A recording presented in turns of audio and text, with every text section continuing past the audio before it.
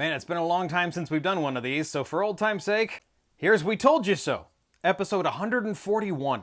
This one's going to be a little bit different because this is going to be how we told everyone that Dumpy, if elected again, was going to be a massive disappointment, was going to be full of scandals like usual, and was going to be entirely inept. So questions have been booming lately about the whole Schmeppstein Files controversy, and people have been asking, is it hurting his presidency? Can he finally make the whole thing go away?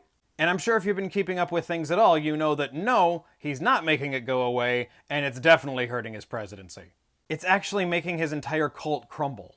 Because even Marjorie Taylor Green, who has been a bootlicker of his since day one, is now going on long rants saying that dangling bits of red meat is no longer going to satisfy his followers.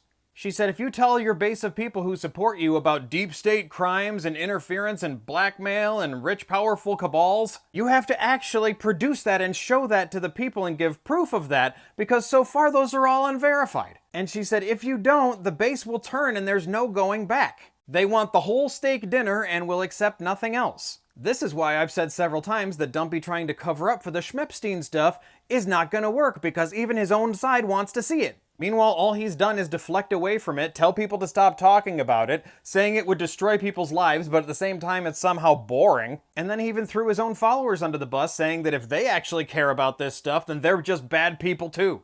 In fact, the backlash from this whole thing is so big that the MAGA bot farms don't even know what to do with it, because they're so confused, they're actually posting contradictory stuff to each other.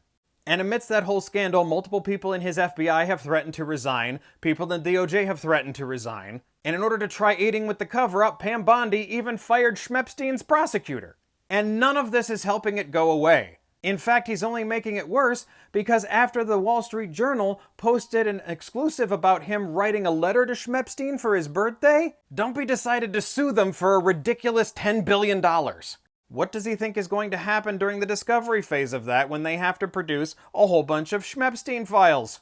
All it's going to do is keep this fresh in people's minds, and his own people are turning against him. Rupert Murdoch, right-wing pundits and podcasters, Joe Rogan, Nick Fuentes, all of these people are turning against him. Meanwhile, Trump's embarrassing plan to try to distract from all of this is to start claiming that Obama should be prosecuted, which, thanks to Trump and the Supreme Court, Obama has immunity. And that's all on top of the new reporting that the White House openly admitted that Trump has what they called chronic venous insufficiency, which is a circulatory problem that, being chronic, means he's had it for a considerable time. And that is often a symptom of much larger problems, like congestive heart failure and liver disease. And all of this is culminating at once. And that's why the Republicans and the Heritage Foundation are trying to ram everything through as quickly as they can, because they know their figurehead is a ticking time bomb. Which is why they're trying so hard to rapidly push through their more radical ideology.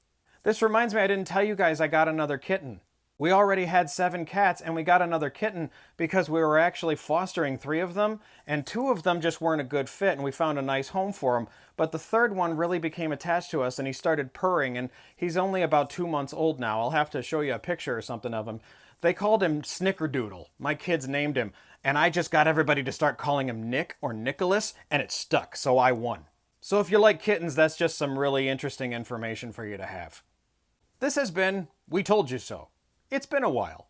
One of these days, when the big beautiful obituary shows up, I'll finally be able to do my dance in my banana hammock.